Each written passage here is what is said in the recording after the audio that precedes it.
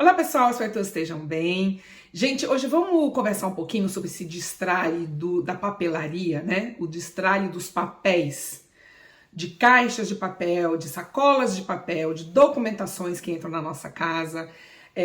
Ao meu ver, para mim, é o mais complicado. E olha que eu tento, viu, gente? Tento fazer o melhor que eu posso, mas vira e mexe eu olho, tem uns montes ali ainda, porque eu vou deixando para depois, né? Que, aliás, deixar para depois, minha gente, realmente só acaba com a vida de uma pessoa que quer ser organizada.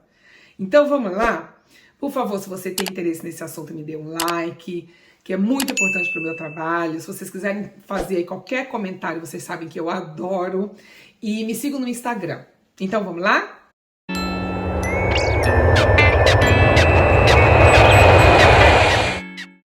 Bom, a primeira coisa que eu acho que... Eu vou dividir com vocês como eu fiz, tá? Estudando minimalismo, lendo, vendo aí o que os minimalistas que têm mais tempo e experiência podem dizer a respeito.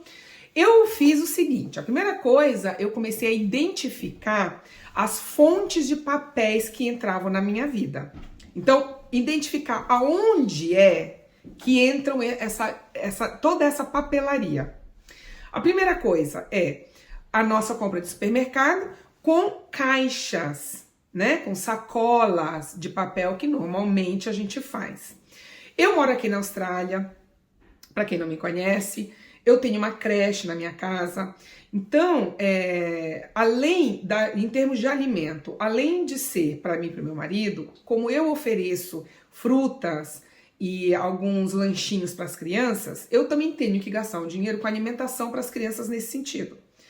Então, me resulta e muita sacola de papel. Antigamente era plástico, que eu já consegui mudar acho que 80% dessa entrada de plástico na minha casa, mas tem coisas que a gente não consegue evitar mesmo, e aí é com o tempo mesmo que a gente vai mudando.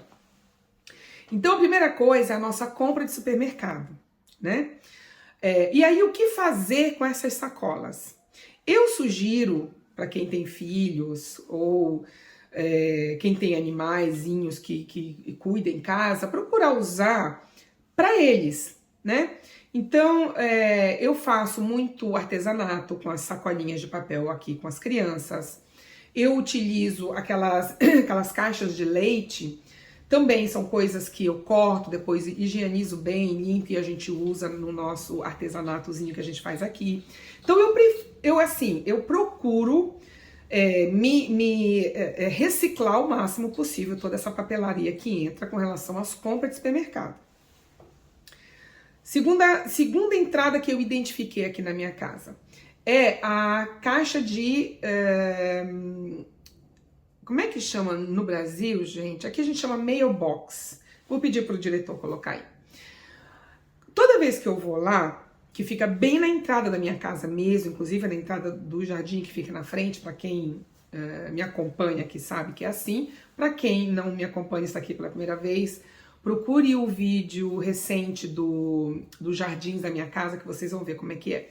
Então, na entrada, como já tem os lixeiros grandes, inclusive os lixeiros da reciclagem, toda vez que eu entro na minha mailbox, que eu faço ali a primeira seleção, então papéis, flyers de promoção, de serviço, isso tudo eu já coloco direto no lixão de papel. Eu nem entro dentro de casa com aquilo.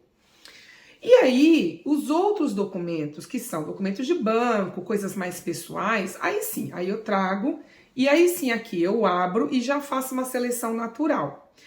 Esses envelopes, esses documentos que eu recebo, normalmente o que chega mais aqui é informação de banco. E aí, eu também já faço uma seleção na hora. Esses papéis, eu abro e vejo se são utilizados dos dois lados. Se foi utilizado só um lado e do outro lado ele é todo em branco, então eu coloco todos esses documentos ao invés de jogar fora, eu coloco num montezinho que é para utilizar com as crianças, para elas fazerem as atividades delas e tudo mais. Então, o que fica, que é exatamente aqueles papéis que eu preciso trabalhar, né? Ou eu preciso dar uma resposta, Ou são documentos que precisam ser arquivados, que precisam tirar xerox para eu colocar, anexar na via virtual, né? Todo documento aqui da minha casa, gente, eu tenho de duas formas esse documento, virtual e impresso, tá? Eu não tenho só documentos nos meus computadores da forma virtual, como a grande maioria das pessoas aqui na Austrália usam, como a grande maioria dos jovens que eu conheço, a vida deles é praticamente toda virtual. Eu tenho um certo receio, a gente mora num bairro aqui que é muito difícil, a gente tem muito problema com a conexão da internet, então vira e mexe a internet falha, e aí eu não tenho condição de ir atrás desse documento. Isso é um documento importante, né? O meu trabalho é na minha casa, então eu tenho que lidar com documentos para os pais e documentos para a prefeitura, porque eu sou cadastrada pela prefeitura, né? Que é uma opção de se ter uma creche em casa. Então, são documentos que eu preciso ter ali à mão toda vez que eu precisar de alguma coisa urgente, né? E aí eu entro na internet, por algum motivo a minha pasta não tá ali, aí eu tenho que entrar na minha caixa, tenho que ir para minha caixa de entrada, porque aquele documento inicialmente estava na caixa de entrada, mas eu dependo da internet para fazer isso, e aí? Eu já tive apuros assim impressionantes com isso. Então, eu aprendi que na minha vida eu não consigo. Todo papel que seja importante para os pais, para a prefeitura, documentos pessoais, que envolvem banco, que envolvem contabilidade, que envolvam todos, tem uma via impressa em papel e eu tenho a minha pastinha ali guardada.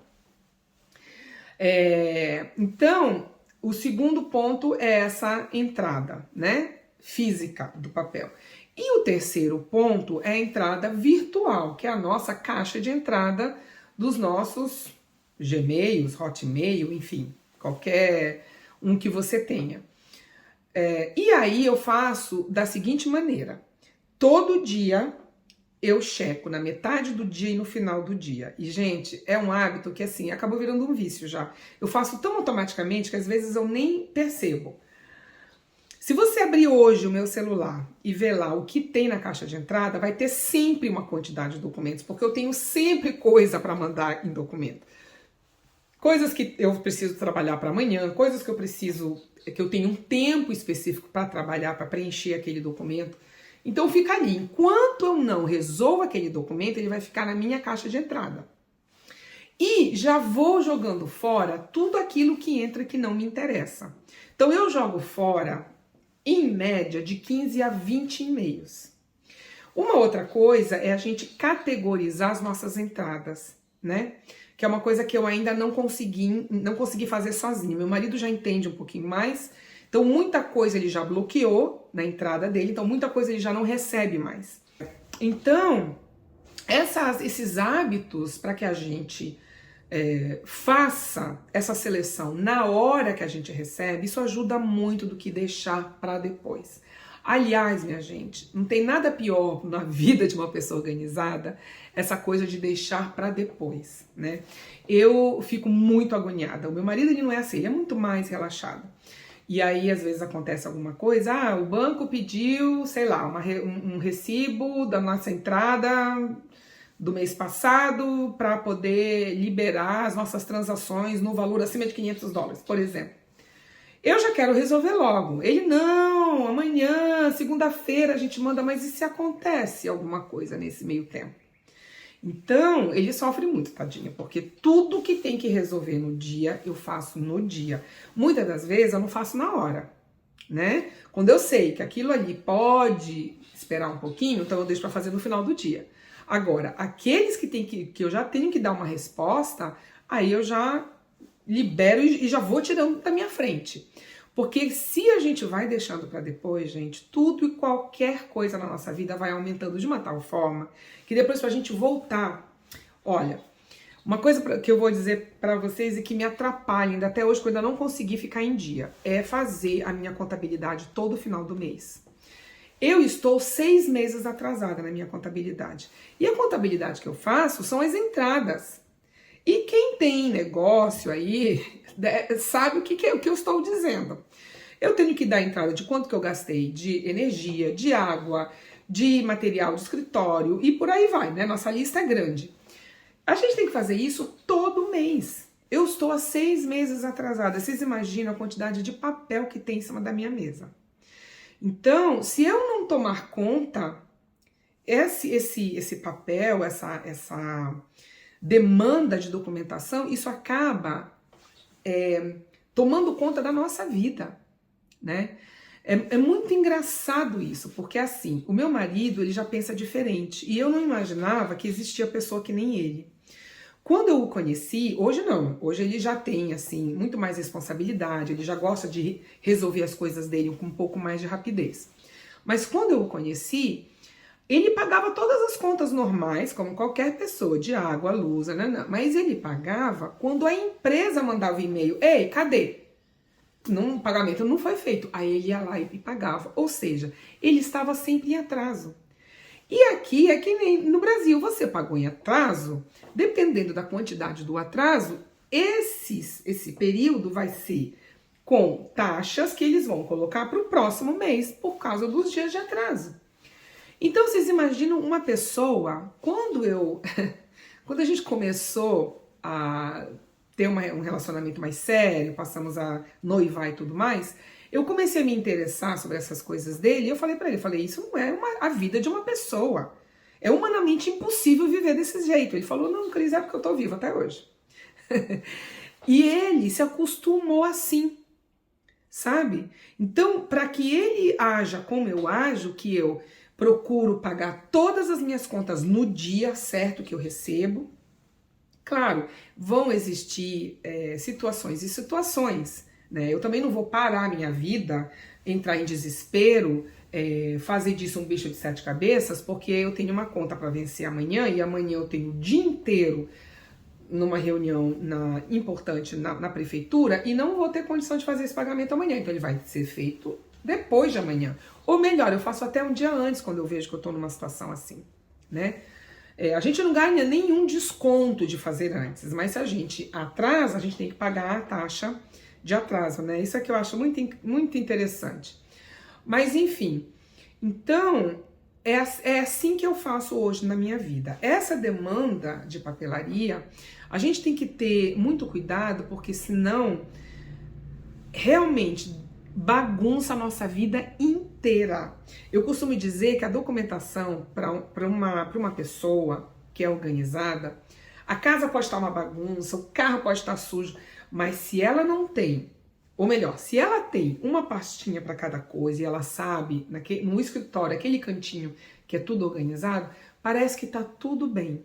Sabe aquela história de dizer, a minha casa tá toda bagunçada, mas se a minha cozinha tá limpa, se não tem nada em cima, sujo, não dá uma impressão de que a casa inteira tá organizada e limpa, né? A mesma coisa o quarto.